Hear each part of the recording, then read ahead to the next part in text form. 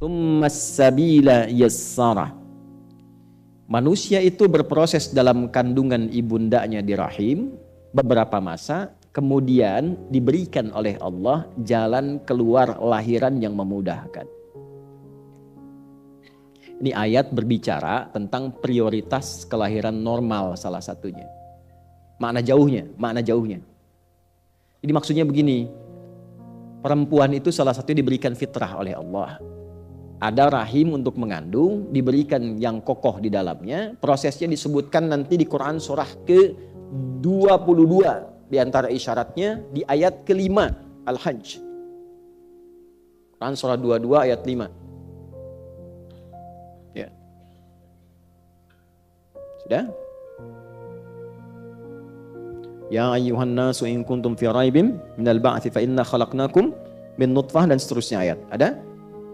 Kemudian nanti ada lagi Quran surah 23 ayat 12 sampai 16. Proses dalam kandungan.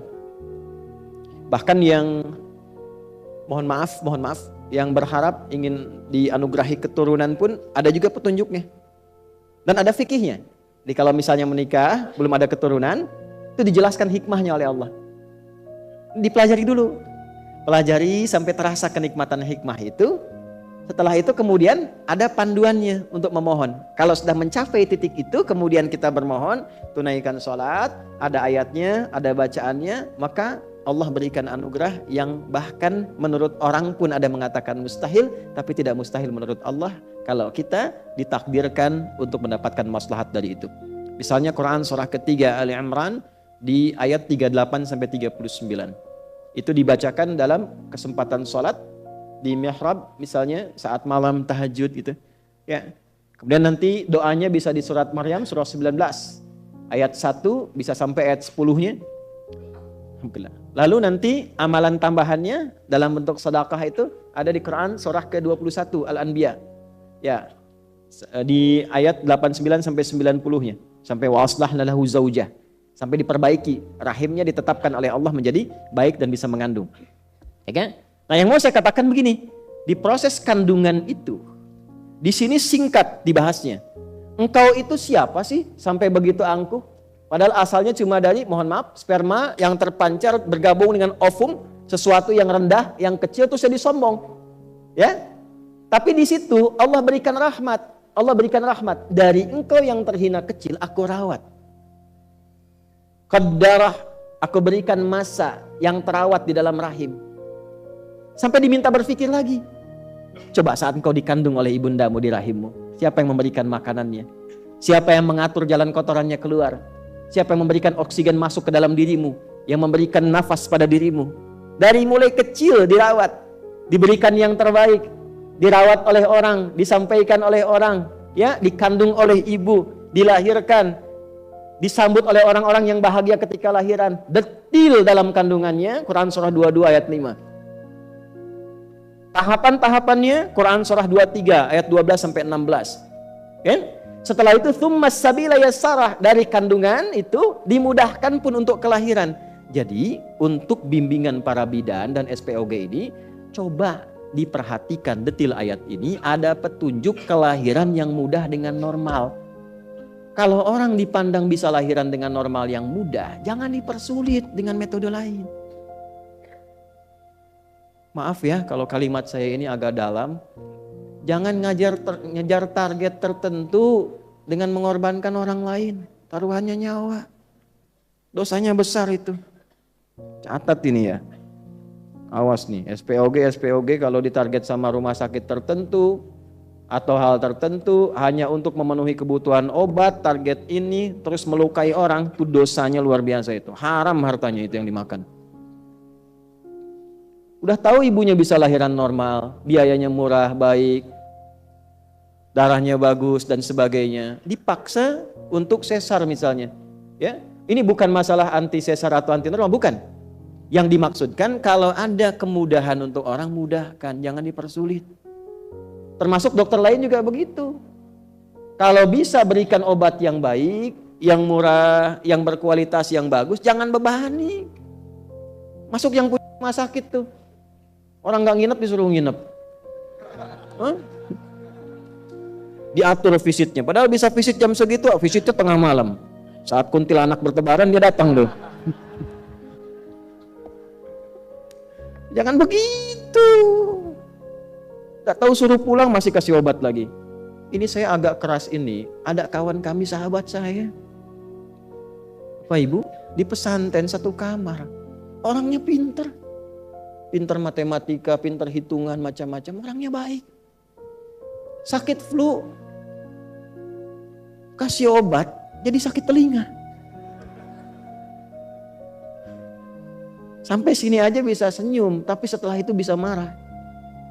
Konsultasi ke THT, dikasih lagi, kuat lagi, telinga makin sakit. Nyambung ke saraf. Sarafnya error sampai membentur-benturkan kepalanya ke tembok. Sampai nggak sadar, sampai meracau. Begitu berujuk lagi, dirujuknya ke rumah sakit jiwa. Marah kita sebagai temannya dengar itu. Dosa itu. Dosa. Kok bisa gitu begitu? Nah, makanya yang pendidikan koas dan sebagainya tata dengan baik itu. Nanti kalau terlalu ditekan dengan cara yang tidak baik melahirkan dokter-dokter yang tertekan juga pada akhirnya. Nah rumus tekanan di fisika itu banding lurusnya dengan gaya di hukum Pascal itu. F berbanding lurus dengan P. Semakin banyak gaya semakin banyak tekanan. Gitu.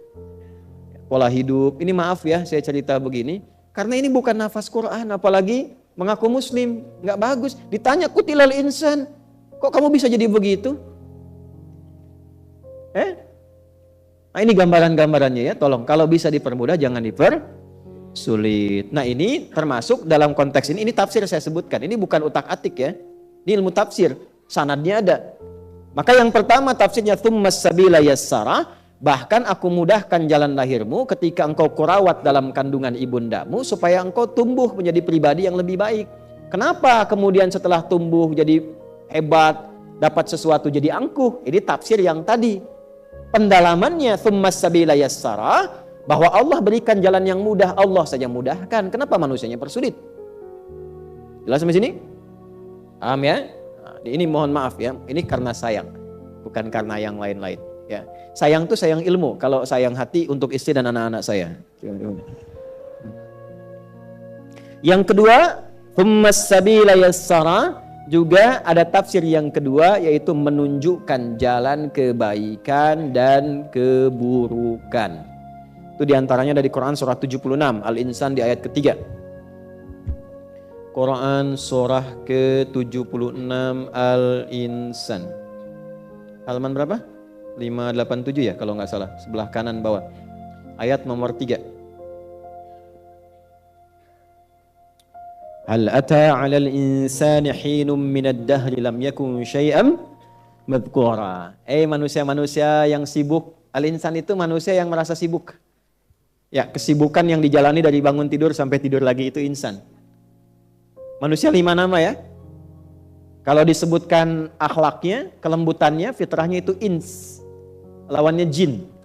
Ya ma'syaral jinni wal ma khalaqtul jinna wal. Nah, pasangan ini disebutkan 18 kali di Quran. Jin itu menunjuk pada satu yang tersembunyi, tidak nampak. Semua yang dari jin dan nun itu tersembunyi. Kecuali jun. Ya. Nah, jin tersembunyi. Janin tersembunyi. Jannah belum tampak. Semua yang dari jim dan nun itu tidak nampak. Jelas? Jin kenapa disebut jin? Karena fitrahnya tersembunyi. Jadi kalau ada jin melakukan penampakan, itu jin sedang punya masalah. Dia keluar dari fitrah. Ya? Apalagi manusia yang cari-cari penampakan, jin itu error. Jangan dirujuk itu. Ya. Karena jin yang nampak pun sudah bermasalah. Makanya orang-orang yang sering cari penampakan jin pasti hidupnya penuh masalah itu. Fazaduhum rahaqa. Ya.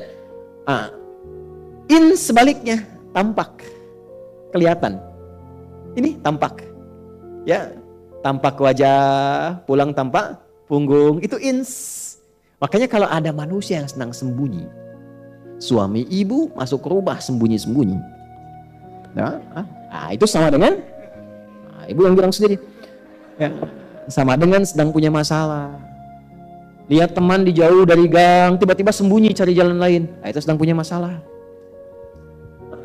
Suami buka handphone sembunyi-sembunyi ke kamar mandi. Nah, itu sedang ada masalah itu. Gampangnya begitu. Tapi yang kedua, ins itu juga dari kata anisa, anusa, sesuatu yang lembut.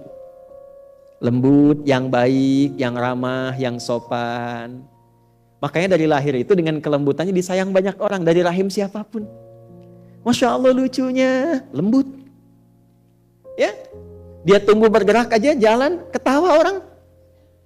Dia senyum, kita ikut ketawa. Dia ketawa, kita makin ketawa. Fitrah, karena lembut. Ya kan? Dulu di TV-TV dulu, tahun 90-an, ada anak baru bisa berdiri, terus nyenggol pot neneknya yang vas bunganya itu paling dia sukai. Yang kalau kena sama anaknya pasti kena marah anaknya. Tapi karena cucunya ini lembut, begitu disenggol jatuh pecah, neneknya nggak marah. Malah neneknya ketawa dan mengatakan, cucuku sudah bisa berdiri. Masih ingat nggak Bu iklan itu tuh? Oh, maaf ya yang baru lahir sekarang nih. Wah itu zaman-zamannya TPI ada Benteng Takeshi itu soal Doraemon masih di RCTI lah dulu lah jam 7:30 itu. Setelah itu ada Power Ranger. Saya tahu aja itu. Astagfirullah. Nah balik. Sampai di mana tadi kita? Dragon Ball Suzuki Watanabe baru meninggal kemarin yang bikinnya. Ya. Kenapa nyampe ke situ? Antum nih gara-garanya nih. Ya. Jadi lembut, ins. Lawannya jin. Jin itu kasar, tidak harmoni. Makanya bisa dipastikan tidak ada orang kemasukan jin jadi lembut. Permisi Ustadz, mau ikut ngaji, sedang kemasukan jin itu mustahil. Maksudnya begini, kita itu tercipta lembut. Kenapa setelah tumbuh berkembang menjadi kasar? Antum tuh makhluk halus. Yang kasar itu jin. Makhluk halus. Kenapa mesti kasar? Kenapa kata-katanya harus demikian? Ya. Lembut kita, malu. Makanya kalau baca Quran tuh, baca itu malu, nangis kadang-kadang. Ya, loh kok saya ini kok makhluk lembut, kok barusan bicaranya nggak bagus gitu, nggak enak. Malu sama Allah tuh, ya. Nangis saja kita ya Allah. Mudah-mudahan nggak berlebihan gitu. Ya. Nah, insan itu terkait dengan aktivitas yang sibuk. Ya, seringkali disindir, ditanya, kok sibuk tapi nggak punya manfaat. Manfaat itu disebut soleh namanya, amalnya soleh. Rugi orang hidup begitu. Wal 'asr innal insana lafi khusr. Sungguh banyak orang sibuk tapi rugi. Illal ladzina amanu, kecuali orang yang menyibukkan dirinya dengan imannya, maka iman mengajak dia wa amilus, mengerjakan pekerjaan yang banyak manfaat. Jadi bekerjanya bermanfaat. Ya, bukan hanya ibadahnya. Interaksinya bermanfaat, di keluarganya bermanfaat. Terasa keayahannya bagi anaknya, terasa menjadi suami bagi istrinya, terasa jadi istri untuk suaminya. Manfaatnya ada. Terasa jadi anak untuk ibunya. Demikian seterusnya.